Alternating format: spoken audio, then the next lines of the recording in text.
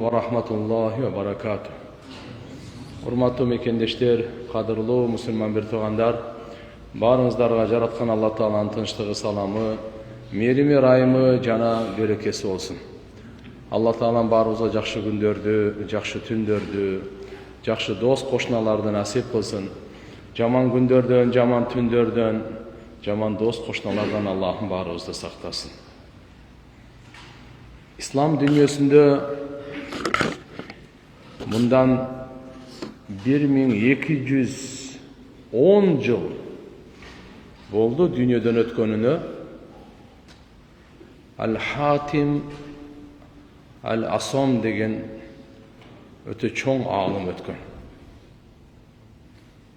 Бұл İmam Bukhari rahmetullahi aleyh'tin zamandaşları, doğruluşları 12 kılım burada. Öte takva, öte alım, Allah Teala maşallah başkaça ilim açkan eken. Atı Hatim. Al-Asom degeni kulak uqpayt, dülöy degen söz. Ne üçün anın atı Al-Asom, şu dülöy dep kaldı dese, Subhanallah, bir жолу жанына bir gelin mesele soranга келген екен. Адам баласыбыз барыбызда кемчилдик бар, ол жерде болуп калат. Маселе сурап атканда ал келинден жил чыгып кеткен экен. Анан ошол мусулман келиндин абийирин сакташ, уятка калтырбаш үчүн бул айткан экен да, мен кулагым укпайт, катыгыраак сүйлөсүн депчи. Тиги эми ойлоп калды, уккан жок депчи. Мынтип абийирин сактап койгон экен, карачы. Уятка калтырбай дагы, мен кулагым укпайт. Ошондон кийин бунун лакабы Дүлөй болуп, кулагы укпайт деп айтылып калтырды. Маша. Бул киши мындай дейт да, сен өзүң напсың менен бир келиш дейт. 3 нерсеге келишип ал дейт. Gelişim tüzөбүз го. Өзүң напсың менен 3 нерсеге келишим түзүп ал. Ал кандай экен? Качан амал кылсаң, ида амилта фадкур, андай эстегин. Эмне десе? Надараллаху илейк. Алла сени карап турганын эстегин дейт. Кандай амал кылсаң, ошондо Алла мени карап турат дегенди эсте. Ошо. وإذا تكلمت قشان سيلسون فاذكر анда эстегин سمع الله منك Allah сенен угуп жатканын эстегин. Сүйлөсөң эстеш керек экен Алла менен угуп турат деп. Амал кылсаң эстеш керек экен Алла мени карап турат деп. وإذا سكت فاذكر علم الله من فيك качан унчукпай эле турсаң анда эстегин Алла сени билип турат деп. Şu 3 nerse менен напсың менен келишим түз дейт. Бул 3 nerse менен келишим түзүп, эгерде биз ушуга кичине бир мээнет кылып, машык кылып, аракет кылсак, совсем башка руханият. Алла менен башка байланыш болот биздики. Бул кишиге Алла Таалам ушунчалык илимдин ачылышын берген экен. Окуп отурсаң, бүтпөйсүн, рахаттанып бүтпөйсүн. Демек, азыркы сөздө куласасы, кыскасы, 3 нерсең менен напсың менен келишти болот. Биринчиси, качан амал кылдыңбы? Анда Алла сени назар кылып турат, ошону эсте. Экинчиси, качан сен бир сүйлөсөң, Алла сенен угуп турат, ошону эсте. Качан сен унчукпай турсаң, үчүнчүсү, Алла сени билип турат, ошону эсте. Демек, Алла Субханаху ва Таала сени карап турат, сен угуп турат, сен билип турат. Мына ушу 3 сыпат адамдын жүрөгүнө, ишенимге орносо, бул адам бузулбайт эч качан.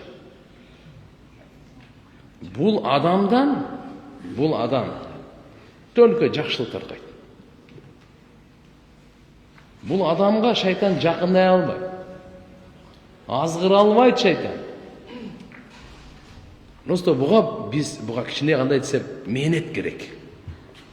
кичине кандай айтсам таба жок. Мен сага сүйлөп атам. Мен ушуну одновременно ушул мээнимде, жүрөгүмдө ушу болуп туруш керек. Алла мени угуп атат. Сиз унчукпай эле турасыз. Алла сизди билип турат. Намаз окуп амал кылып атасызбы? Же кандай бир амал кылсаңыз, анда Алла Таала сизди карап турат. Алла Тааланын сыпаттары бар. Сами, Алим, Басир. Ушу 3 сыпат. Алла угучу, биздин уккандай эмес. Өзүнүн кудурети менен каалагандай угат.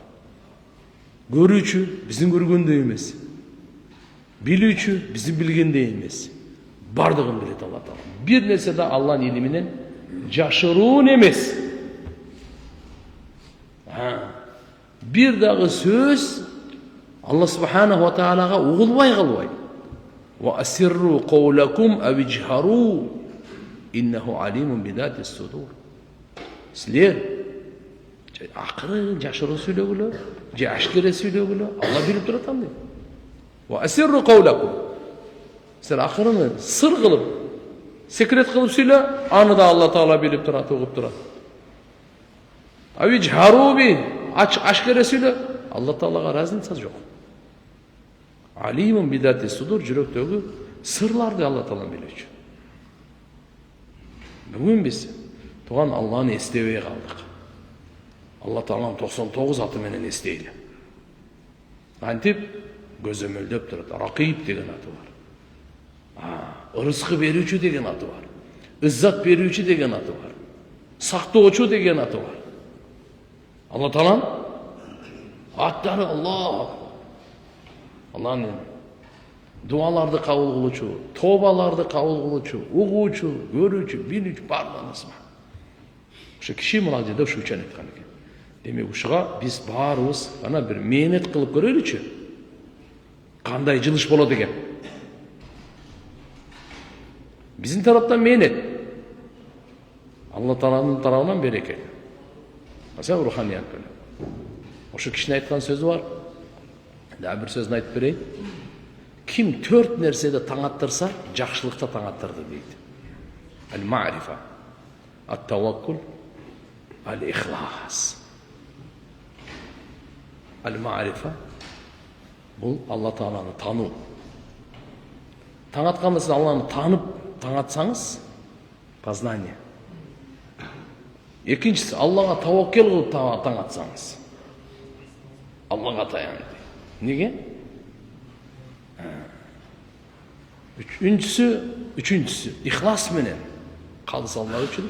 Төртүнчүсү, тафаккух, Алланын динин түшүнүү. Алланын динин түшүнүү. Демек, ким ушу 4 нерсе менен таң аттырса, жакшылыкта таң аттырды дейт. Алланы таанып, Аллага таянып, Алланын разычылыгы үчүн Аллага жагайын деп, Алланын динин түшүнүп. Алла Таала бизге, сизге бактылуу болсун деп дин берген. Бизде сизди Алла Таалам бактысыз болсун деп дин берген эмес. Бузулсун деп, кыйналсын деп, кордолсун деп. Аны үчүн дин берген эмес. Динди Алла Субханаху ва Таала бизге бактылуулук үчүн берген. Ошон үчүн Алланын динин түшүнүп таң атайлы. Ким ар бир таңында ушу 4 нерседе болсо дейт, жакшылыкта таң аттырды. Хойт ким болсун ал. Хойт ким болсун. Бул киши айтат, Хатим ан-Насам. Аллага мутаваккил, Аллага таянган боюнча бирөө таваккул боюнча сураган экен да. Сиз ишиңизди Алла Таалага тапшыруу боюнча кайсы негизде түптөдүңүз? Десе 4 дептир. Биринчиси, мен жакшы билдим, что менин ырыскымды менен башка эч ким жей албайт экен. Ошон үчүн мен нафсимди тынчтандырдым, успокаивать эттердим. Нафсим. Биринчиси, мен жакшы билдим дейт. Эмне?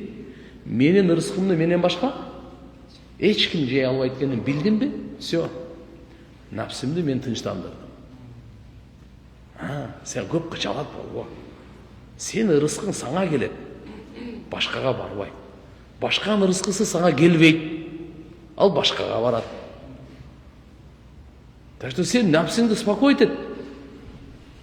Успокойтет сен напсыңды. Тынчтандыр. Бирөөнүн байыса ага кыжалат болбо.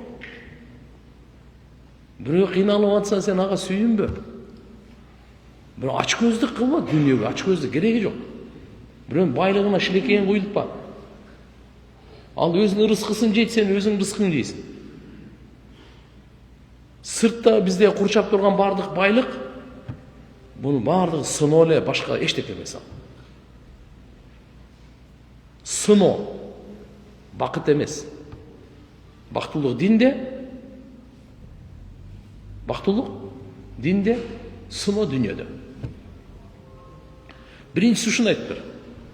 Мен жакшылап билдим дейт. Өзүмө бекем билдим, что менин рызкымды менен башка эч ким жей албайт. Даже бир алым айткан, Аллага мактоо болсун, альхамдулилля. Менин рызкымды аялым дагы жей албайт экен. Менин рызкымды балам дагы жей албайт экен. Менин рызкымды атам дагы жей албайт, апам дагы жей албайт, кызым дагы жей албайт. А башка бирөө кайтын жеп кетсин сеники. Сен өзүңү спокойный карма. Сеникini эч ким жей албайт. Ишенип коюң. Сиздин рызкыңызды эч ким жей албайт. И ошол эле кезде сиз бирөөнүн рызкысын дагы жей албайсыз. Бул бир. Экинчиси айткан экен. Мен жакшылап билип алдым, что менин амалымды менен башка эч ким кылбайт экен. Ошон үчүн мен амал менен алек болдум дейт. Ана аштагил бихи. Ошого мен алек болдум дейт. Алла, мына таваккул. Аллага таянган, Аллага өзүнүн ишин тапшырган кишинин сыпаты ушундай болот экен да. Пайгамбар саллаллаху алейхи ва саллям Аллага таянганды үйрөттү. Алла Таалага ишти тапшырганды үйрөттү. Бардык ишиңиз бар го, Аллага тапшырып коюң. Өзүңүздү да Аллага тапшырыңыз, иштериңизди да Аллага тапшырыңыз. Күн сайын. Пайгамбарыбыз айткан, үйдөн чыкканда бисмиллахи таваккалту алаллах, ла хаула ва ла куввата илля билля деп чыккан экен. Балдарга үйрөтөлү, кыздарга үйрөтөлү, үйдө бала чакка үйрөтөлү, өзүбүз ушуга амал кылайлы. Үйдөн бир кадам чыктыңызбы, сразу айтыңыз. Бисмиллахи, Алланын аты менен. Таваккалту алаллах. Алла Таалага таянып чыктым. Өзүмдү Аллага тапшырып чыктым. Үйдөн чыкканда кайра келем келбейм, мен Алла билет, но мен өзүмдү Аллага тапшырып чыктым. Канча ишим бар, бардыгын Аллага тапшырып чыктым. Ким ушу дуаны окуса, пайгамбарыбыз айтты, 4 белек берилет деди. Худита. Туура жол көрсөтүлөт экен ошогочу. Туура жол көрсөтүлөт. Жашоонун туура жолун табат булчу. Экинчиси куфита. Сага жетиштүү болот. Дүйнөдө канчалык бактылуулук, жакшылык болсо, ушу дуаны окудуңбу, все сага жетиштүү болот. Сага керектүү нерсени Алла Таала берет, жетишер. Үчүнчү хуфиста. Сен сакталдың жаман нерседен, көзгө көрүнгөн дагы, көрүнбөгөн дагы жамандыктан сакталдың. Төртүнчүсү танаханка шайтан, сени шайтан узакка чыгып калды. Бардык жамандыкты кылдырып аткан шайтандан азгыры болчу, все шайтан качты. Ким ушу дуаны окуса, башка риваятта келет, шайтан айтат экен, бул дуа окуп койду, все бесполезно, давай кеттик. Просто бул дуага ишениң керек. Ишенбей, шектенсең, болбойт. Даже сомневаться етсең болбойт. Хорошо? Дуаны окудуң, пайгамбар айтты, мен жалганчы болушум мүмкүн. Менин сөзүм ишке ашпашы калышы мүмкүн. Мен ар кандай болуп калышым мүмкүн. Бирок пайгамбардын сөзү эки болушу мүмкүн эмес. Мен өзүмө ишенбейм, пайгамбардын сөзүнө ишенем. Пайгамбарыбыз айттыбы? Как она есть? 100-100, 200-200. Ошончо бул кишиден сураганда, бул киши улуу насаат айтып койду бизге. Не деди? Сиз ошо Аллага ишиңизди тапшыруу боюнча кайсы негизде түптөгөн деп атат, 4 нерсе деп атат. Биринчиси мен жакшылап билип алдым. Менин рызкымды менен башка эч ким жей албайт экен. Ошон үчүн мен напсымды тынчтандырып койдум дейт. Мен напсым спокойный, барбы жокпу, кыздырбай. Бар менин рызкымды менен башка эч ким жей албайт. Рахмат айтыш керек Алла. Эч кимге бербейт Алла Таала. Экинчиси, менин амалымды менен башка эч ким кыла албайт. Эч ким кылып бербейт да. Мен амалымды менен башка эч ким кылбайт. Ошон үчүн мен амал менен алек болдум дейт да. Мен өзүмө керек экен, мен өзүм кылышым керек экен. Атаңыздын кылганы өзү үчүн, апаңыздын кылганы өзү үчүн, аялыңыздыкы өзү, сиздики өзүңүз. Ар кимдин көрү өзүнчө. Ар кимдин кабыры өзүнчө, ар кимдин сурагы өзүнчө. Кыямат күнү ар кимдин таразасы өзүнчө. Сиздин таразаңызга сиздин амалыңыз тартылат. Меники эмес. Менин таразама меники тартылат, сиздики эмес. Вот ошон үчүн жакшы амал да тартылат, жаман амал да тартылат. Макул, мен билдим дейт. Мен амалымды менен башка эч ким кылбайт экен. Ошон үчүн мен амал менен алек болдум дейт дайыма. Так. Үчүнчүсү, өлүм капысынан келгенин билдим дейт. Бул серьезный нерсе. Өлүм кандай келерин? Внезапно. Капысынан келгени, ал-маут яати бактатан. Өлүм капысынан келет да. Себеп көрүп атам да. Мен коштом жакшы жүрүп өлүп калды. Менен жаштар деле өлүп атат, менен күчтүүлөр деле өлүп атат, менен кыйындар деле өлүп атат, менен байлар деле өлүп атат, менен сулуулар деле өлүп атат. Өлүм капысынан келерди мен билдим дейт. Ошо канча кишини коюп койдук ошол жерге. Канча жаш балдарды койдук. Биз мен азыр 30, 40, 50ге чыгыппыз. 20 жаштайларды койгон жокпузбу? 10 жаштайларды койгон жокпузбу? 5 жаштайларды койгон жокпузбу? Же 1 жаштайларды койгон жокпузбу? Өлүм капысынан келет экенин билдим дагы дейт. Ошон үчүн андан дейт, алдына ала жүргөнгө аракет кылдым дейт. Түшүнүктүбү? Андан алдын жүр дейт да. Төртүнчүсү, мен жакшы билдим дейт, что мен Алла Тааланын назарынан жашырына албайт экенмин да. Ошон үчүн Алладан уялдым дейт. Ошон үчүн не дейт? Алладан уялып, арам иштерди таштадым деген сөз. Алланын назарынан жашырынып калуу мүмкүн эмес да. Подвалга киресиңби? Дагы ичи дагы бир подвал кылып ал, дагы бир подвал кылып ал. Проблема жок. Алла Тааланын назарынан жаштана албайсың. Ла ахлу ан айнилла. Алла субханаху ва тааланын назарынан сен жашырына албайсың. Ушуну билдим дейт. Ошон үчүн фастахайту минху, мен Алла Тааладан уже уялдым дейт.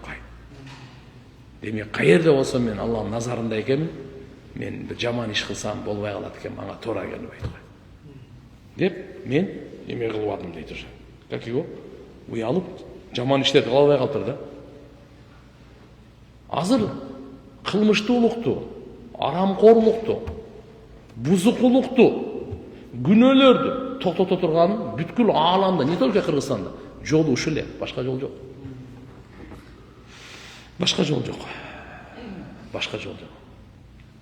Ушу бузукулук, кылмыштуулук, арамкорлукту, күнөөлөрдү ким кылат? Адам кылабы же айван кылабы? Адам кылат. Даже айван кылбаганды кылат. Адам бузулганда айвандан хуже болот. Айван эмес, жырткычтан хуже болот. Хищник. Жырткычтан хуже болот. Эгерде бул адам оңолсо, периштелерден жогору болот. Адам оңолсо, периштелерден жогору, адам бузулса, жырткычтан төмөн. Шайтандын мээнети адамды бузуп, жырткычтан төмөн кылып, өзүнө шерик кылып дозокко алып кетүү. Пайгамбардын мээнети адамды оңдоп, периштелерден жогору кылып, улуу даражаны Алла Тааладан алып берүү. Болду. Ошон үчүн иншалла баарыбыз ниет кылайлы. Улуу шейхти машаалла жөнөкөй сөздөр эмес. Напсибиз менен бир келишим түзөйлү. Мен өзүм менен напсым менен келишим түзөйүн. Сиз өзүңүздүн напсыңыз менен келишим түзөң. 3 нерсеге. Качан амал кылсам мен эстейм, что Алла мени карап турат. Качан сүйлөсөм мен эстейм, что Алла мени угуп турат. Качан унчукпай эле турсам, анда эстейм, Алла мени билип турат. Адам 3 нерсенин бирөөсүндө болот да.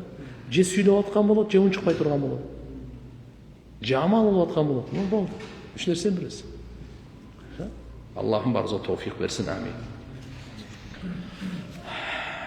Өткөнкү сабакта акыркы жолу Муслим шарифтин хадиси Айша радиаллаху анха энебиз пайгамбарыбыздын жубайы айтат.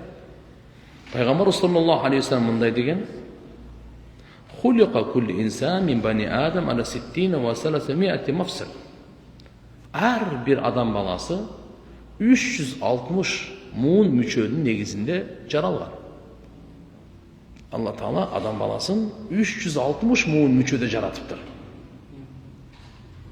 Башта бир топ, кол, өпкө, боор, аягына чейин. Ар бир мыналар муун деп эсептелет. Муун мүчөдө жаратты дейт.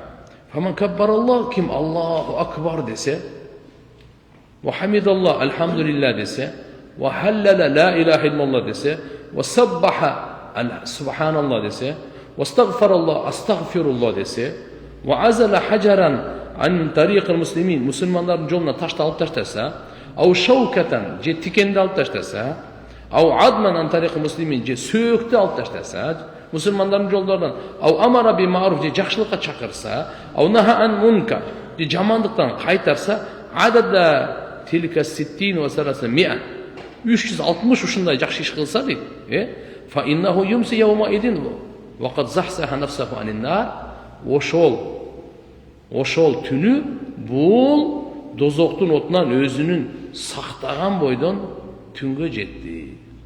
Бул кандай деген сөз? Эгерде мен дозоктук болбойм десең, 360 муун мүчөгө жакшылык кылып коюш керек экен да. Жакшылыктарды пайгамбарыбыз айтып берди. Ошондо бул адам өзүн дозоктун отунан куткарып алды деп атат да. Таңга болсо таңга, кечке болсо кечке. Мына иштердин бардыгы ар бирине садаканы сообу да. Азыркы айткандардын бардыгы. Абу Хурайра разияллаху анху риваят бар, пайгамбар саллаллаху алейхи вассалам айтат: "Ла ан aqula субханаллах валхамдулиллах ва ла илаха иллаллах валлаху акбар ахаббу илайя мимма талаат алейхи шамс", раваху Муслим. Субханаллах валхамдулиллах ла илаха иллаллах аллаху акбар. Şu төртөөнү айтуум дейт пайгамбарыбыз айтат. Мен үчүн бүткүл дүйнөнүн байлыгынан жакшыраак дейт. Күн чыккан. Мындай айтып атканычы. Мимма талаат алейхи шамс. Күн чыкканда бүткүл дүйнөгө күн тиет. Ошонун баарынан мага ушу сүйкүмдүүрөөк дейт. Азыркы сөздөр улуу сөздөр. Туугандар, улуу сөздөрдү сүйлөйлү. Улуу даражалууга ээ болойлу. Жөнөкөй сөздөр эмес, улуу сөздөрдү сүйлөйлү. Ал кайсы? Субханаллах, алхамдулиллах, ла илаха иллаллах, аллаху акбар. Эң улуу сөздөр булар. Пайгамбарлардын сөздөрүн тилинен чыккан сөздөр, сахабалардын тилинен чыккан сөздөр, периштелердин тилинен чыккан сөздөр. Алла кимге тауфик берсе, ошо сүйлөй турган сөздөр. Алла тауфик бербесе, бу дүйнөдө кээ бир адамдар бир субханаллахны айта албайт, дүйнөдөн кетет. Өмүрүмдө бир субханаллахны айтпай кеткендер бар. Bir alhamdülillah debey ketkenler var. Bir la ilahe illallah dep aytpay ketkenler var. Allahu akbar dep aytpay ketkenler var. Bul Allah'ın tawfiqi menen. Kim kançalık көп aytsa, oşonçoluk jakşı. Kançalık көп aytsa, oşonçoluk jakşı. Dünyada dagı, kabırda da, ahirette de. Ulu sözler. Sahabaların birisinden rivayet var. İmam Ahmad rahimahullah keltirgen hadiste Peygamber sallallahu aleyhi ve sellem aytat: "Afzalul kelam subhanallah velhamdülillah ve la ilahe illallah vallahu akbar." Sözlerden en artığı, en abzeli, en bağlısı bana subhanallah, elhamdülillah, la ilahe illallah, allahu akbar. Bunun ertege bağısını biliyoruz kanday eken. Kim aytıp varsa, kim aytpay varsa ekoten bağısını biledi.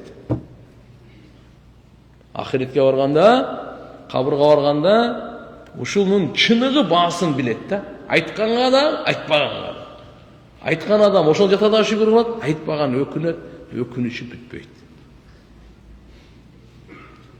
Самура ибн Джундуб радıyallahu anhuдан риваят, пайгамбар саллаллаху алейхи ва саллям айтат: "Ахаббул калам иналлах арбаун." Аллага эң сүйкүмдүү сөздөр төртөө. Башкасын айткан жок го. Демек, туугандар, Алла Таалага эң сүйкүмдүү сөздөрдү сүйлөйлү дагы Алланын эң сүйкүмдүүлөрүнөн болойлу. Allah bizde жақсы көрсін десеңіз, барыбыз да каалайбыз. Алла ким? Аламның кожоюну, жаратуучусу, башкаруучусу, сизди бизди бир тамчы судан татынакка көз берген. Улуу заттын аты Алла. Ошо бир тамчы судан ана чачтарды берген, каштарды берген, кирпиктерди тизген, тиштердин баарын кадап койгон. Тил, өпкө, боор, кабыргалардын баарын кадап атарган Алла субханаху. Ошо улуу Алла Таалага эң сүйкүмдүү сөздөр төртөө дейт. Кайсы десе? Субханаллах, валхамдулиллах, ва ла илаха иллаллах, валлаху акбар. Ла ядуррук би аййихинна бадата. Кайсысынан баштасаң эч кандай зыян жок сага дейт. Майли, ла илаха иллаллах, субханаллах, алхамдулилlah деп баштай бер. Жос алхамдулилlah, субханаллах, ла илаха иллаллах, аллаху акбар де. Же сразу ла аллаху акбар, ла илаха иллаллах. Şu төртөөнүн кайеринен баштасаң баштай бер. Муслим шарифтен риваят, сахих хадис. Мен айтып. Раваху Муслим ва Насаи ва Зада. Имам Насаи рахматуллаху алейх бул да ушул хадисти алып келген, бул кичине кошумча кылып койгон. Кандай деген? Ва хунна минал Кур'ан. Ал киши мындай деген экен. Алла Таалага эң сүйкүмдүү сөздөр төртөө. Субханаллах, валхамдулиллах, ва ла илаха иллаллах, валлаху акбар. Кайсынысынан баштасаң да эч кандай зыян болбойт. Жана булар Кур'андан деп кошкон экен хадисте. Пайгамбар жана бул сөздөр каяктан экен? Кур'андан. Алла Тааланын өзүнүн акыркы, улуу, кереметтүү, берекелүү, касиеттүү, нурлуу, шифалуу китеп Кур'ани Каримдин ошол жерде төртөө бар. Кур'анды окуп көрсеңиз, бир жерден алхамдулиллахны табасыз, бир жерден субханаллахны табасыз, бир жерден Аллаху акбар табасыз, бир жерден ла илаха иллаллахны табасыз. Бул бар, бул китеп, бул сөздөр Кур'анда бул. Деген мааниси эмне деген? Кур'анда деген мааниси эмне? Алланын сөздөрү деген сөз. Kur'an Allah'ın sözü. Pindenin sözü emez. Demek Subhanallah bu Allah'ın sözü. Elhamdülillah Allah'ın sözü. Allahu Akbar Allah'ın sözü. La ilahe illallah Allah'ın sözü. Kur'an'da baştan açsanız hele. Elhamdülillah. Allah Teala özünün kitabı nerede başlayıp? Elhamdülillah Rabbil alemin. Elhamdülillah Allah Teala'nın sözü. Subhanalladzi Allah. Elhamdülillah kança degen ayatlarda var. Subhanallah kança degen ayatlarda var. Allahu akbar kança degen. Ve la zikrullahi akbar. Allah'ın zikri Allah. La ilahe illallah kança yerde. Kur'an-ı Kerim'den degeni Allah'ın sözleri bunlar. Demek bu şu söz Allah'a en süykümlüler. Kim uşunu aytsa Allah'ın en süykümlüsü. İbn Masud radıyallahu anh'dan rivayet var. Peygamber sallallahu aleyhi ve sellem aytat: "Laqitu İbrahim aleyhisselam leyleten usriya bi." Peygamberimiz Miraç'a çıkkanda, Miraç degeni Peygamber sallallahu aleyhi ve sellem asman saparına götürülgөн. Jer emes. Almatıga çeyin, Moskvaga çeyin, Mekke'ge çeyin, андай emес. Kayaka çeyin götürülgön? Бұл жағы емес. Ошоны Мирач деп коет. Мирач сапарына көтөрүлгөндө 7 асманды кесип өткөн. Биздин алдыда көзүнө көрүнүп турган жылдыздын бардыгы биринчи асманда эле бер.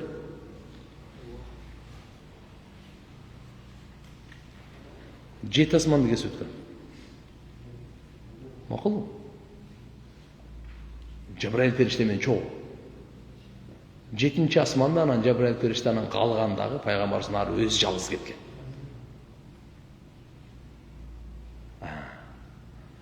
Ошондо Алла Таала менен жолугушкан, сүйлөшкөн.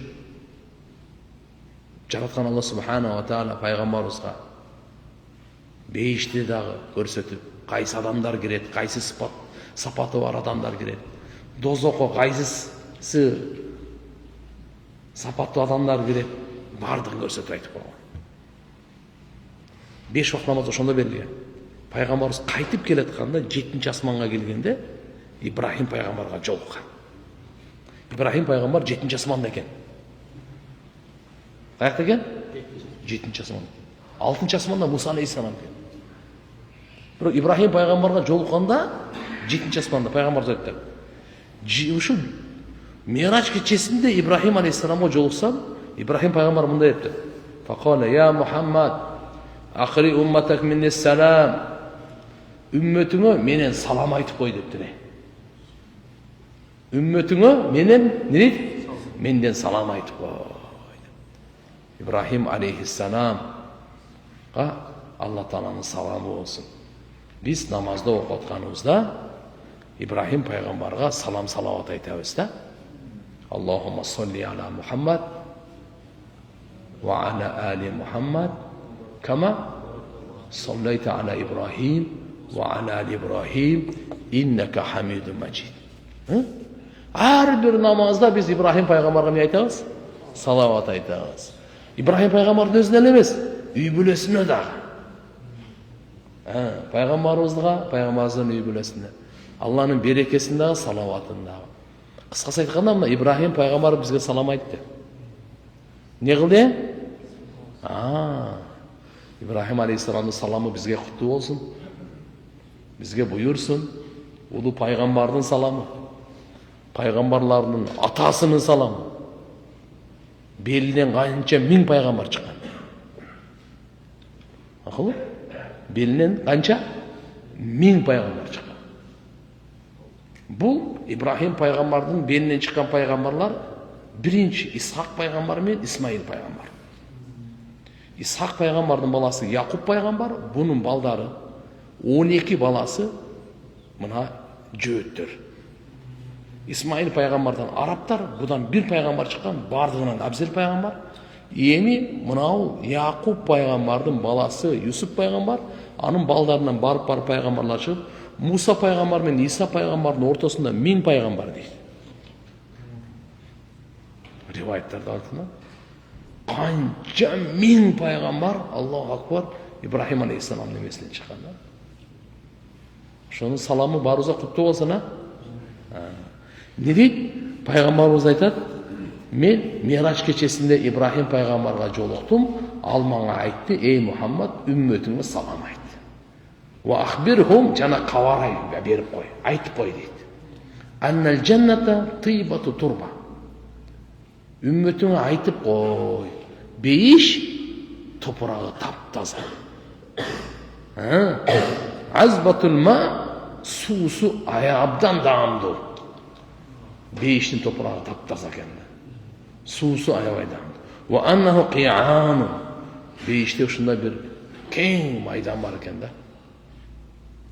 Ээн тала деп коет. Қи'ан деген ээн тала. Ва анна гирасаха, ошол таланын көчөттөрү, дарактары, Субханаллах, вальхамдулиллах, ва ла илаха иллаллах, валлаху акбар экен да. Раваху Тирмизи. Имам Тирмизи ошо риwayаттап келген.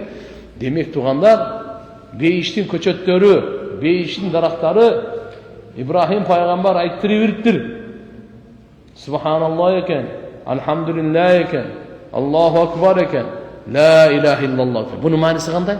Сиз качан ушуну айтсаңыз, бейишиңизде даракты келе берет. 100 жол айтсаңыз, 100 дарак сизге таяр. 1000 жол айтсаңыз, 1000 таяр. 10.000 айтсаңыз, 10.000 таяр. Фалиятанафисул мутанафисун. Жарышкандар жарыша берсин буякта.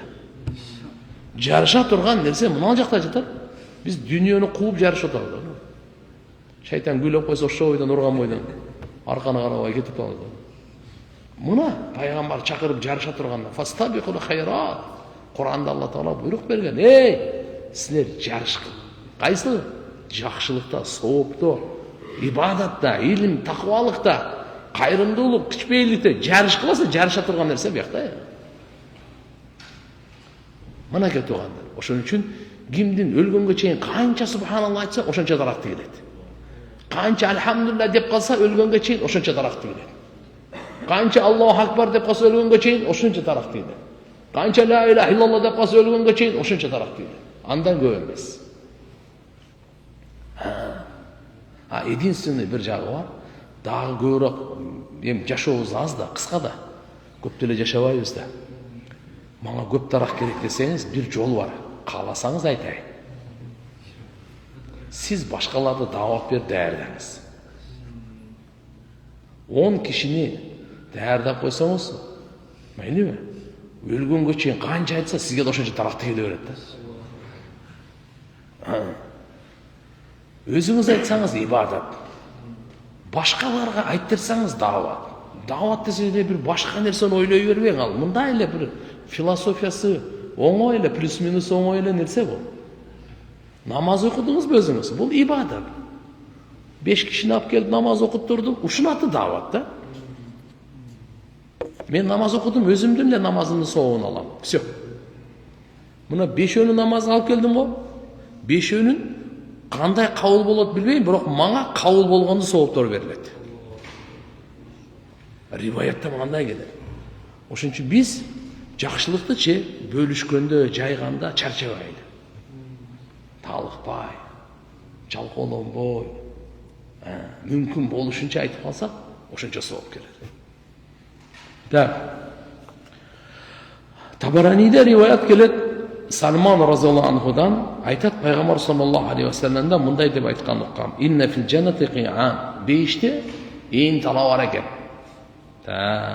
Fa aksiru min ghirasiha. Yemi in talav olsa köçötün ördü көбөйтүп algıla da otat da. Kançalık көп bolsa egip alыңыз. Qalu ya Rasulullah ma ghirasuha. Алар сурашты сахабалар. Siz onu köçöttörü деп айттыңыз го, бейиштин. Köçöttörü не дегенде? Пайгамбар айтты: Subhanallah, walhamdulillah, wa la ilaha illallah, wallahu akbar. Ana бейиштин köçötü. Ушул эле сөздү айтканда сиз одновременно бүткүл дүйнөдүн байлыгынан жогорку соопту алып атасыз.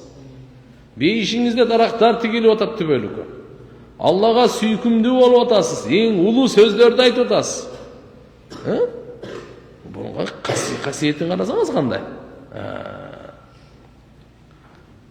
Abu Hurayra radhiyallohu anhu rivayet var. Peygamber sallallahu aleyhi ve sellem marra bihi ve huve yagris qarsan. Bir jolu ötüp baratsa Abu Hurayra radhiyallohu anhu köçöt egip atkan eкен, köçöt. Peygamber zati ya Abu Hurayra malladi tagris, emne nerseni egip atasın dedi. Qultu ghirasa, köçöt egip atam dedi. Peygamber zati adulluk ala ghirasa khayr min hada. Men sana uşudan da jakşırak köçötkö bir dalalat kılayım, aytayım mı dedi. Algaysa subhanallah, velhamdülillah, ve la ilahe illallah, vallahu akbar. Tuğras laka bi kulli vahidatin şacaratun fil cennet. Açık aytı. Sen üçün beyişte her bir aytkanına birden darak tigilet dedi. Her bir aytkanına birden darak tigilet dedi.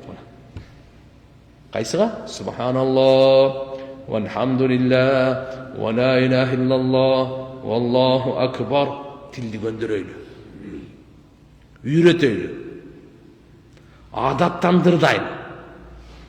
Biz azı tilimiz uşaqtağınға adаттанып қалғанда, спокойно тез-тезде ушақта қоғыз.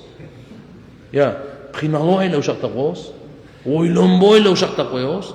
Автоматически ушақта қоғыз. Бирөөнү деле, onu деле, миллионду бир ушақта қоғыз. Biz tilimiz қайқа кетіп тұрдыз. Қайқа іштеп отырды. Ертеге жооп бере тұрған күн есте жоқ. Чатағы ушул. Пайғамбарыбыз айтқан, дозаққа көпчүлүгү тилмен чөт деген. Тилинин себебинен барат дейт дозаққа. Ошон үчүн тилди тарт деген бекер айткан эмес да. Амсик лисанак. Пайгамбарыбыз буйруган, тилди тарт деген. Сахабалар дейді, тіл менен дағы бір нәрсе болады. Тіл іштің барын қылған тіл дейді. Іштің барын қылған тіл. Тіл аламды талқалағандай, бомба талқалаған емес андай.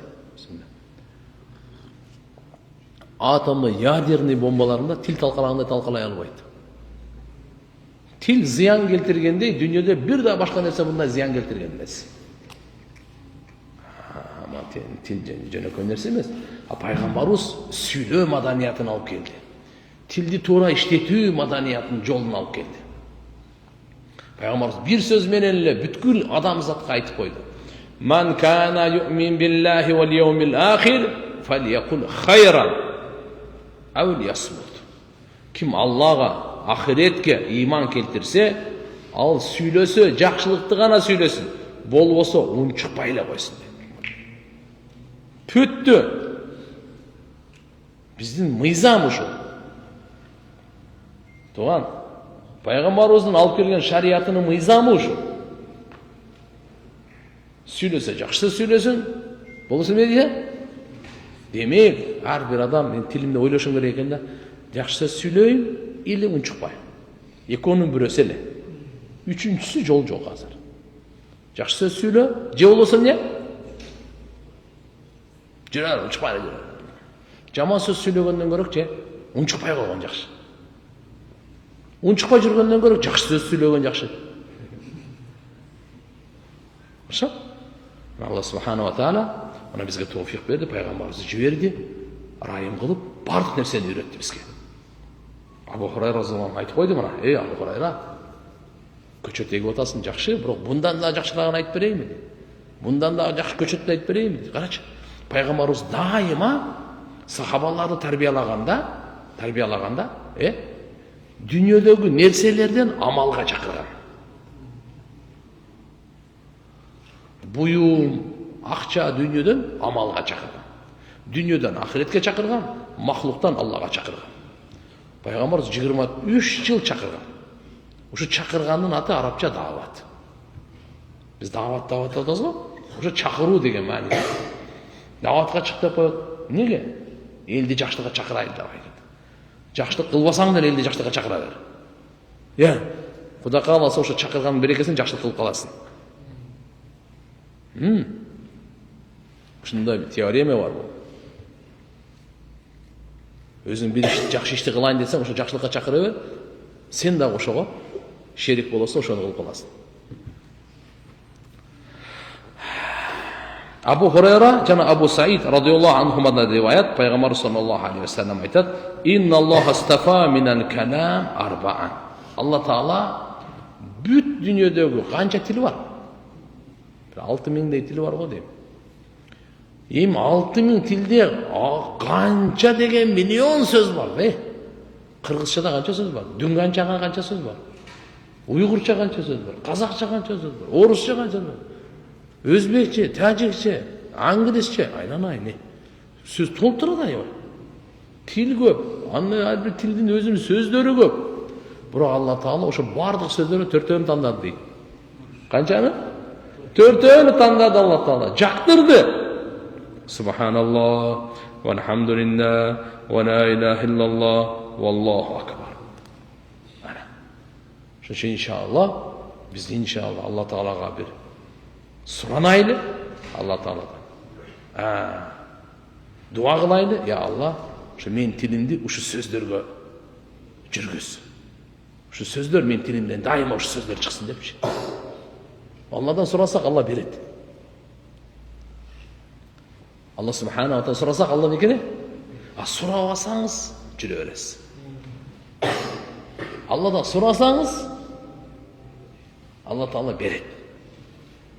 Алла Таала кайраттуу зат. Сураганда бербей койгондон уялат. Алла суралганды жакшы көрөт. Эмнени жакшы көрөт? Суралганды жакшы көрөт. Наоборот, Алладан сурабасаң, Алла Таала наразы болот, ачуусу келет. Ман лам ясалилла ягдаб алейх. Пайгамбарыбыз айткан. Ким Алладан сурабаса, Алла Таала ачуусу келет. Пендеден сурасаң ачуусу келет да, адамдарданчы. качат, тажайт, надоел дейт. Алладан сурабасаң ачуусу келет. Просто биз Алладан сураганга арыз муунубузду Аллага айтканды үйрөнбөдүк да, ушуну үйрөнөйлү. Мен дагы, сиздер дагы. Я Алла, мына сөздөрдү мен тилиме товфик бер.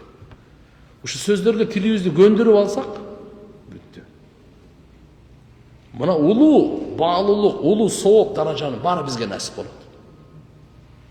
Дүйнөдө канча Алла Таалам өмүр жазган болсо, бактылуу жашайбыз. Хоть кандай положениеде болбойлу. Алла ички дүйнөбүздү вообще байлык менен, токчулук менен, макулбу? Рахат менен, бейпилдик менен толтуруп салат Алла Таала.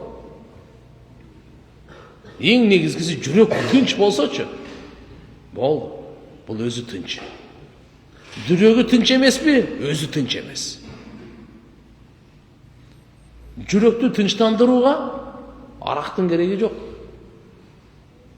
Жүрөктү спокойный кылган, успокаивать эткенге аба бильярдтын деле кереги жок. Балык карма отургандар кереги жок. Дарыянын боюнда отургандар. Алланын зикри керек. Кээ бир айтат, мен жүрөк тынчтаган, тамеки чегенче дейт, уже болбой калды дейт. Переживание, мээ кайнап атат. Жүрөк дук ал эмне болот, бул эмне болот? Кайра бир пачка, эки пачка. Ал менен маселе болбойт. Ал менен чечилбейт. Бирөө жинде коюп, сайынып анат. Жүрөм тынчта уктап калайын, лучше уктап калганым жакшы, жоксо эсимден кетип, эсим ооп калган жакшы деп. Астагфирулла. Шайтандын подсказкалары да бар. Шайтан ушундайларды сонун кылып айтып берет да. Шайтан мастер. Күнөөнү чырайлуу кылып көрсөтүүдө мастер номер 1. Шайтанчы күнөөнү эмне кылуу да? Чырайлуу кылып көрсөтөт. Кооз кылып көрсөткөндө шайтан мастер номер 1. Эч ким андай ала албайт. Алла Таала Кур'анда мындай дейт. Ала би зикриллахи татмаиннул кулуб. Эй пенделер, угуп алгыла дейт. О пенделерим, кулак салгыла. Алланын зикиринде гана жүрөктөр тынчтанат дейт. Алланын зикиринде гана деген сөз бар да. Только жүрөктөр тынчтанат. Успокаивается сердце. Жүрөктөр тынчтанат. Бейпилденет, рахаттанат Алланын зикири менен. Башка жакта жок. Мына Алланын зикирлери булар. Сиз субханаллах маанисине көңүл буруп айтыңыз. Альхамдулилlah, ла иляха иллаллах, Аллаху акбар. Алла Таала жүрөктү рахат менен толтурат. 100дөн айтыңыз, 200дөн айтыңыз. Кийин булар сиз дем алгандай эле болуп калат. Оңой эле дем алып, ойлонбой эле дем алып атабызбы? Же ойлонуп, азыр мен дем алышым керек, дем чыгарышым керек деп отурабызбы? Жок, кодо мына зикир ушундай болот. Кайер болсак тилибиз, жүрөгүбүз. Бирок азыр мындай да. Биринчи туура зикирдин руху эстөө. Алланы эстеш керек. Мүмкүн тилиңиз зикир кылып атат, бирок мээңиз тордойдо. Хорошо? Булчак подключение бергенде мына ошо зикир жанданат да. Чыныгы, хакыйкый зикир ошол. Алланы эстөө. Эгерде бирок сиз азыр мисалы тилиңиз менен айтып атып, бирок оюңуз, жүрөгүңүз башка жерде болсо кыжалат болбоң. Биринчи башында ушундай болот. Бирок кайра ушуну токтотпой кыла берсек, акырын связь келе баштайт. Анан дордойдо жүргөн азыраак боло баштайт. Мына жактан алхамдулилlah уже руханият калыптана баштайт. Ошого кичине машык кылыш керек. Кандай? Алымдарыбыз, шейхтерибиз айтат, эрте менен жана кечинде минимум ар бир эркек, ар бир аял, ар бир бай, ар бир кембагал, ар бир мусулман субханаллах, вальхамдулилlah, ва ла иляха иллаллах, валлаху акбар, ва ла хаула ва ла куввата илля биллахны кошуп коюп 100 жолу. Канча жолу? 100 жолу. 100 жолу. Макулбу? Андан кийин Пайғамбарымыз саллаллаху алейхи вассаламға салауатты 100 жол. Қанша? 100 жол. Ең қысқа салауат Аллахума салли аля Мұхаммад деп қойсаңыз да болады. Аллахума салли аля Сейдина Мұхаммад. Ең қысқа салауат. Саллаллаху алейхи вассалам дейді. Ең абзел салауаттардың ең улусы, абзели намаздағы салауат. Аллахума салли аля Мұхаммад ва аля али Мұхаммад кама саллайта аля Ибрахим ва аля али Ибрахим иннека хамиду маджид дейді. Ошоны 100 жол айта алсаңыз, совсем анда уже. Бұның кереметті, қасиеті, нұры, сырлары башқача бұл. Бұл тамаша емес. Üçüncüsü istiğfar. İstiğfar degeni astagfirullaha ve atubu ileyh. Oşun tasbihini alas. Kadim gideyle. Telefonda olduk. Şimdi biz zuka ölçüp tutturum. Buna işti bitirip alın. 100'dü. Zerikpek 100. Salavat 100. İstiğfar 100. Bakın mı? Ertemenin geçinde. O da kalasa bunun berekesini ırskınızda, işinizde görürsünüz. Üybülüğünüzde görürsünüz. Münözünüzde görürsünüz. Göz karашыңызda görürsünüz. Niyetinizde görürsünüz. Алдыман дейді, ошон үчүн кайра мына айтып аткан сабагыбыз биринчи мен өзүм үчүн айтып атам. Ушуга мен амал кылайын деп. Экинчи сиздер менен бир бөлүшүп бир аманат катары пайгамбардын хадисин жеткирейли. Пайгамбардын айтканын жеткирейли. Көп адам билбей өтүп кетпесин дүйнөдөн. Кабарсыз укпай калып мына бундайлар бар экен го, эмне өтүп кетпесин. Билип калайлы, айтып калайлы, амал кылып калайлы. Дүйнө да курулат, ахирет да курулат, туган. Тапкан акчаңыз менен дүйнө ахирет куруларына гарантия жок. Бирок мына амал менен дүйнө ахиретиңиз курулганга гарантия бар.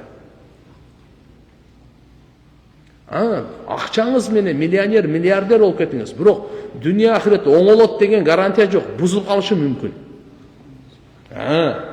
Бирок амал менен бузулушу мүмкүн эмес. Толук курулат, оңолот. Ошол хадистин уландысында Субханаллах кутибат лаху 20 хасана. Субханаллахга 20 савап жазылат дейт. Автоматически. Bir Subhanallah 20 savab. Ve hutta anhu 20 sayyi'a 20 günah geçirilir avtomatik. Bir Subhanallah dedin 20 günah geçirilir. 20 savab yazıldı, 20 günah geçirildi. Ve men qala Allahu akbar fa mislu zalik. Kim Allahu akbar dese daha 20 savab yazılır, 20 günah geçirilir. Ve men qala la ilahe illallah fa mislu zalik.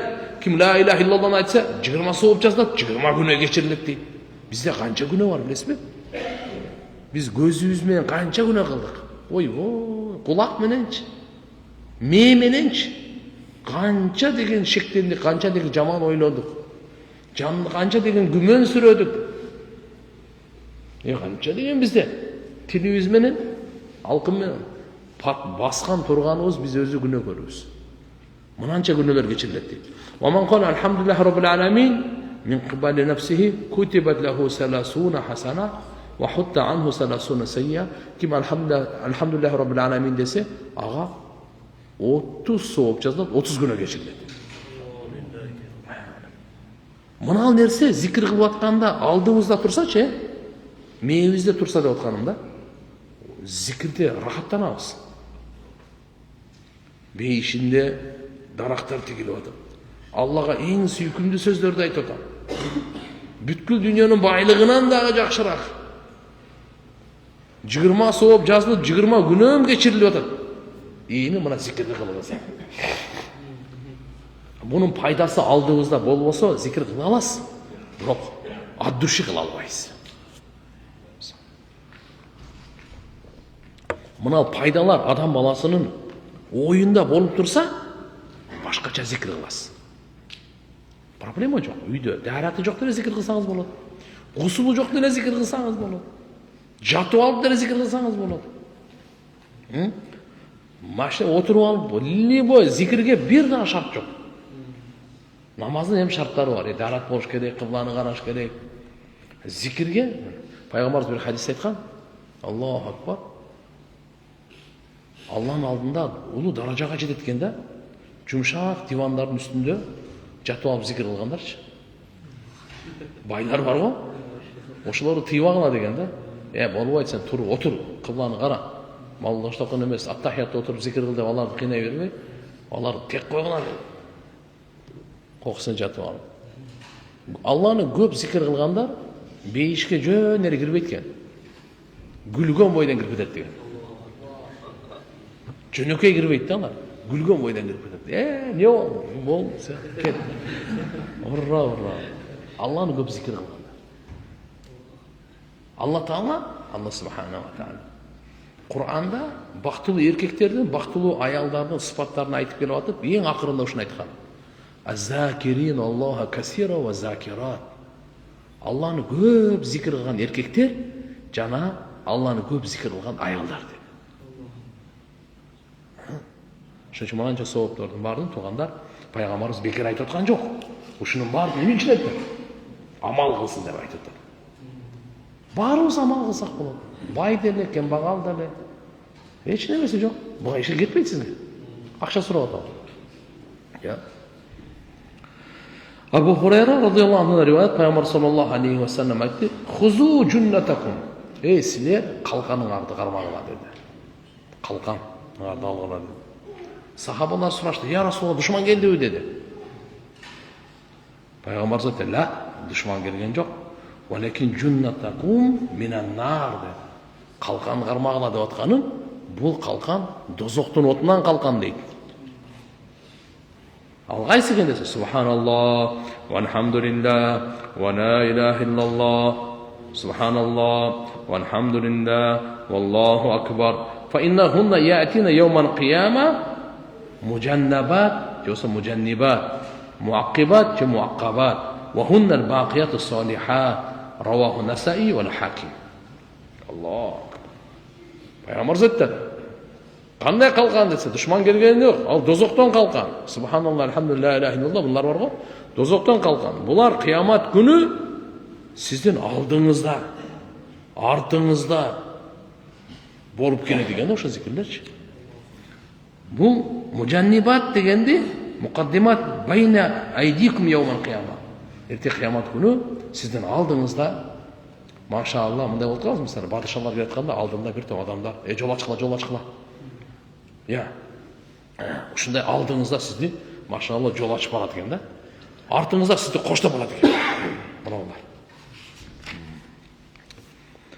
Ани Нуъман ибн Башир радыйаллаху анхума قال رسول الله صلى الله عليه وسلم: إن مما تذكرون من جلال الله التسبيح والتهليل والتحميد ينعطفن حول العرش لهن دوي كدوي النحل تذكر بصاحبها أما يحب أحدكم أن يكون له أو لا يزال له من يذكر به.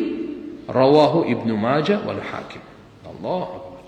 Нуъман ибн Башир деген сахаба болгон, разыйаллаху анху. Бул айтат: Пайгамбар саллаллаху алейхи ва саллям мындай деди: "Шек күмөнсүз силер Алла Тааланын улуулугун, жараткан Алланын жалалын зикир кыласыңар го, тасбих айтып, субханаллах деп, тахлил, ла илаха иллаллах деп, тахмид, алхамдулилlah деп, ушу зикир кыласыңар го. Ушул дейт, арыштын тегерегинде айланып турат экен да. Арыштын тегерегинде яна атифна деп айланып турат экен ошолчу. Хаулал арш, арыштын тегерегинде. Лахунна, ушул зикирлердин үнү болот экен. Үн, добуш. Кандай айтсаңыз, бал арынын үнүндөй.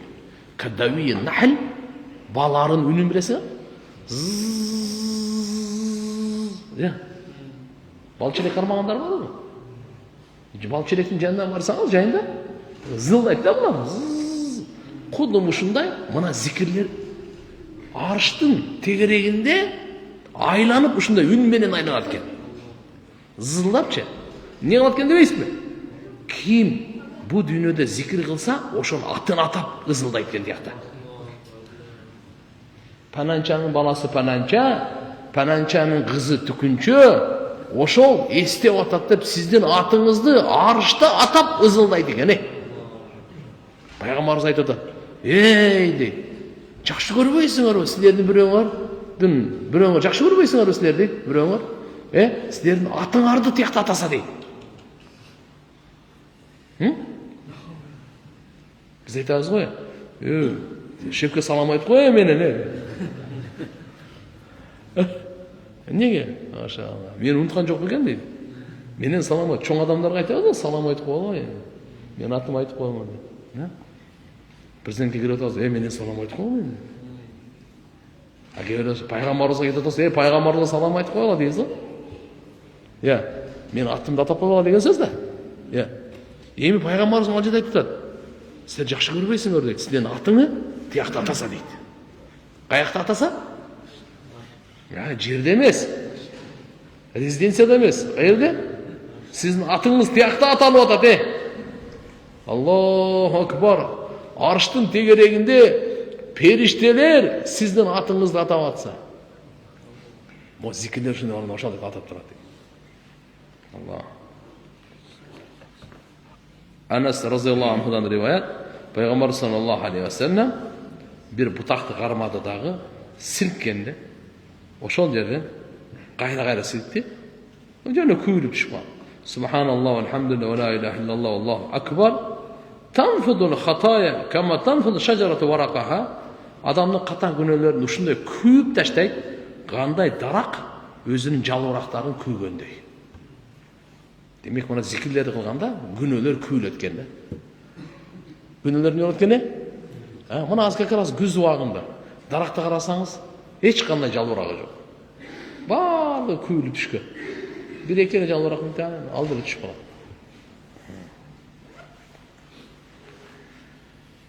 İbni Abi Avfa razıyallahu anhudan rivayet, bu da sahaba, bir beduin Arabi çölde durgan kişi. Peygamberimiz gelip durda aytıptır. İnni alajtul Kur'an falam astati'hu fa'allimni şey'en yudza minel Kur'an. O Allah'ın elçisi, men Kur'an'a aябай hareket kıldım, bırak küçüm jetpey atат. Jaтай албай атам деп атканда, siz мага ошонуга орун басар боло турган нерсени үйрөтүп коюңузчу дейт. Макулбу? Құран жатпай алып атам. Бирок ошонуга орун басар боло турган нерсени үйрөтүп коюңуз мага. Пайгамбарыбыз айтты, Субханаллах, кул айтты. Айткын деди. Субханаллах, вальхамдулиллах, ва ла илаха иллаллах, валлаху акбар деп айткан. Кийин пайгамбарыбыз аны манжасынан кармап туруп, бул айтты, вакала. Бул киши айтты, вакала ва амсака би асабихи. Айтып атканда, ва мындай деди, я Расулаллах деди. Bulğa bari Allah için iken bana ne dedi? Bana da birisi ola dedi. Subhanallah Allah için. Elhamdülillah. La ilahe illallah Allah'a. Bana ne dediler? Bunu aytıp da ya Resulullah hada li Rabbi famali. Bu Rabbim için. Bana ne dediler? Peygamber de takul bunday dedi. Allahumma gfirli varhamni ve afini varzuqni ve ahsibhu qala vahdini. Sen onda mınan ayt. Ya Allah meni günahlarımı geçir, bana rayımdılık kıl, bana amandık, salamatçılık ver, bana rızkı ver, bana hidayet ver. Buna senin için onda. Birincisi Subhanallah, elhamdülillah, la ilahe illallah, Allahu ekber gibi için oldu ne? Allah aytdı da, Allah'a bana mağdiyet kanal. Sırası bu Allah için bana bir nese bol dediler, o oldu. Sen bunalarda ayt, seninki dedi. Ramadan Arabi, oşol, beduin getutat bundaydı. Fakala Resulullah sallallahu aleyhi ve sellem zahal Arabi bu beduin gitti dedi. Vakat mala yadayhi hayran iki kolun yaşlıkka tolturup alıp gitti dedi buna. İki kolun. Demek özünüz için dağı biz dua kılışımız gerek. Şu zikirlerde aytkandan keyin qandaydır? Allahumma gfirli varhamni ve afini varzuqni vahdini deb koysanız, bu жерде 5 yön aytып атат. Кейбір риwayatlarda 4 келет, кейбір риwayatlarda 7 келет. Бұл өзі-өзге да. Ya Allah meni күнәлөрүмдү кечир, мага райымдуулук кыл.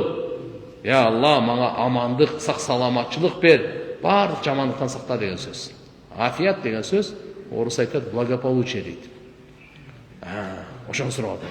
Андан кийин варзухни мага рызкы бер. Жана мага туура жол көрсөт. Туура жол бер. Bir hadiste gelip ola havle ola kuvvete illa billah дағы бар дейді. Ушу менен сабакты токтотойлу, анча суроолор бар окшойт. Суроолорго көңүл буруп коелу. Туугандар, эми ушунча баалуулуктарды, фазилеттерди уктук, ушу зикирлерди. Кылабызбы иншалла? Башкаларга дагы айтабызбы? Же өзүбүз эле кылып жүрө беребизби? Башкаларга да бөлүшүп коелу. Өзүбүз иншалла Кудай калса бекем болсок, үй бүлөбүз менен бөлүшөйлү. Балдар кичинекей кезинде үйрөтөйлү. Машинеге салып алып кетип атасыз. Субханаллахны айтсаң кичине бир 5-10 жол.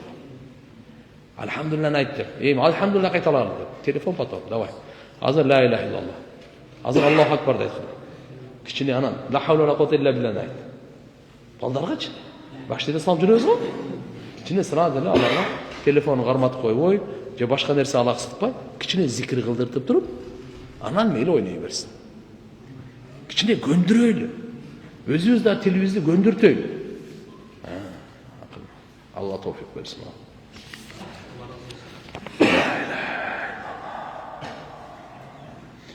Бизде 3 кызыбыз бар. Жолдошум чоңун эле жакшы, чоңун эле жакшы көрөт. Бул мурда өтпөдүк беле?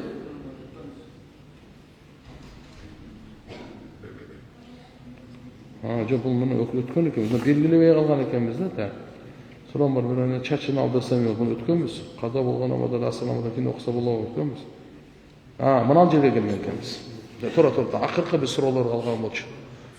Өткөнкү эмеде сабакта каза болгон намазды асыр намазынан кийин окуса болобу? Каза намаздары бар, туугандар, эстегенде мойнуңузда канча каза орозо намаз болсо, тез бүтүрүп коюш керек. Жашоого ишенич жок. Өлүм капысынан келет, айтпай, либо биреге башым. Şu moynunuzda karız bolmasın. Allah'a da karız bolmaylı, adam'a da karız bolmaylı. Adamın karızını da tez vereyim. Yani ikincisi adamların karızını vereyim, birincisi Allah'ın karızını vereyim. Mayna göz korkak olmadı, korkmam. 50 yaşta ben namaz okudum, 12 yaştan sanasam 38 yılda kaçan okudum. Göz korkak, kol batır deydi Kırgızlar. Bismillah de başlayıverin. Çin niyette başlayın.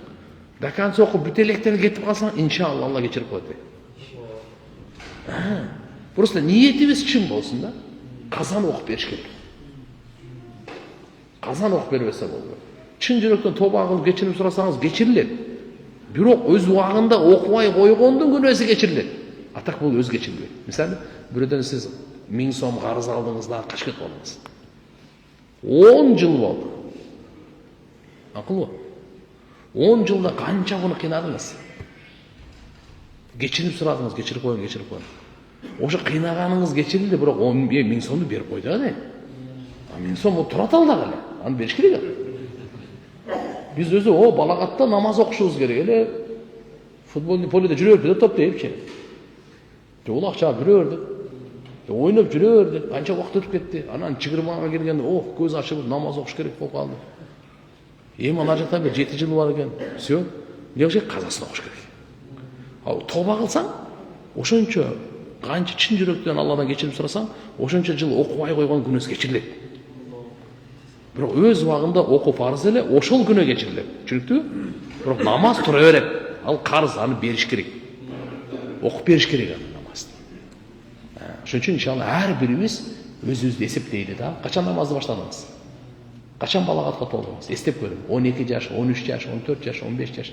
Эсте жок, 12ден алып бересиз. Эсте болсо, проблема ошо эстегенден тарт. Санайсыз дагы, каза. Ошол мынандай суроо берип атат, каза болгон намазды асыр намазынан кийин окуса болобу дейт. Асыр намазынан кийин нафил намаздарды окуса болбойт, каза окуса болот. Бирок мечитте эмес, үйдө. Каякта? Үйдө окуңуз. Мечитке келип сиз кайра туруп кайра окуй берсеңиз, адамдын мисалы, бул казасын окуп аткан турбайбы депчи. Мындай да биздин шариятыбызда күнөөнү көрсөтүү дагы күнөө. Өз убагында окубай койгон бул күнөө эле. Эми ошону дагы адамдарга көрсөтпөй эле бүтүрүп койбойсузбу эми? Үйдөн эле. Түшүндүңбү? Ассаламу алейкум. Чач тарашта иштейм. ошондон чыккан чачтарды өрттөш керекпи, мусорго таштайбыз. Адамдын денесинен чыккан чач, тырмак, кан эмне гана бале болбосун, шариаттын өкүмү боюнча жерге көмүш керек. Каяка көмүш керек? Жерге көмүш керек. Эми силерге бул топ жерге көмүп берген жакшы. Жерге көмгөнгө мүмкүнчүлүк болбой атабы? Өрттөсөңөр деле уруксат бар. Жакшысы жерге көмүш керек. Саламатсызбы? 3 балабыз бар. Кайнатам жашообузга киришип, такыр жашоо бербей атат. Кандай кылсам болот? Кайнатаман айынан күйөөм экөөбүздүн ортобузда сый жок. Ал мени жакшы карабай калды. Өз жолубузга түшсөк кандай болот? Жок. Өз жолубузга деген эми ажырашканда эле айтып атасың да. Кандай болбойт? Сабыр кылыш керек. Өзүңдү оңдогон ниет кылып, кайнатага жакшы мамиле кылып бериш керек. Балаларды баканча, эгер дагы деле ар кандай сөздөрдү сени кадырлабай айтса, көңүл бурбай да коюш керек. Все. Кудай калса бул күндөр өтүп кетет. Сабыр кылсаң, Алла Таалам бардыгын оңдоп коет. Ар бирибиздин маселебиз өзүбүзгө тиешелүү турган. Ошол мисалы алдыга келиндер деле жөндөн кичине мындай болуп. Туура мүмкүн мен кайнатаңа ар кандай мамиле, күйөөңө ар кандай мамиле, бирок биз өзүбүздү оңдой берели, Алла баарын оңдоп берет иншалла. Мен жакшы көргөн кызым менен зына кылып алдым. Кел баш кошолу десем, ойлонуп жооп бербей жатат. Эмне кылсам болот? Жүрөгүм сыгылып жүрөт. Жардам бериңизчи, рахмат. Биринчи сиз тооба кылыңыз, истигфар кылыңыз. Өтө жаман ишке, шайтанга аралашпаңыз. Эми анан кийин үйлөнгөнгө аракет кылыңыз. Нике кыйдырып алыңыз. Ата-эне менен сүйлөшүңүз, ана ата-энесине барсын. Башка эмне кыласыз? Баламдын атын Амин койдум эле, кандай болот? Жакшы элеби? Өтө жакшы. Амин пайгамбарыбыздын пайгамбарчылыкка чейин болгон сыпаты. Лакабы да айтылды да. Пайгамбарыбыздыкы Ас-Садик ал-Амин дейт эле. Амин аманаткөй деген. Кыямат кылбаган кишини Амин деп айтат. Бул намаздагы Амин эмес. Намазда Амин деп коебуз го. Жок пата кылганда Амин кабыл болду го. Жок, Амин деген сөз аманаткөй. Аманатка бекем. Кыянат кылбаганды Амин дейт. Жакшы. Устаз үйлөнө электе жаштык кылып туура эмес. Жолдорго барганбыз. Азыр үйлөнгөм. Ошол кызга никесиз жүрүп үйлөнсө береке болбойт. Ошол үй бүлөдө дейт го, кандай чынбы? Эми мурдагы мындай арам нерселерге тооба кылың дагы, ошону точка коюп, будан кийин только таквалык менен жаша. Эгер чын жүрөктөн тооба кылган болсоңуз, Алла береке берет. Алла береке берет. Намазды шашылбай окусам адашып калам. Ошол үчүн тез окуйм. Болбойт деп жатышат. Ошол туура. Орточо окуңуз. Өтө кээде шашылбай башка адашып кетиши мүмкүн. Туура эле ал. Тез окуганда даже өзүңүздөр билбей аласыз мен окуп атканды. Орточо окуңуз. Бардык нерсенин ортосу жакшы. Жасалма интеллект тууралуу айтсаңыз, бул дүйнөдөн өткөн адамдардын сүрөтүн жасап жатышат.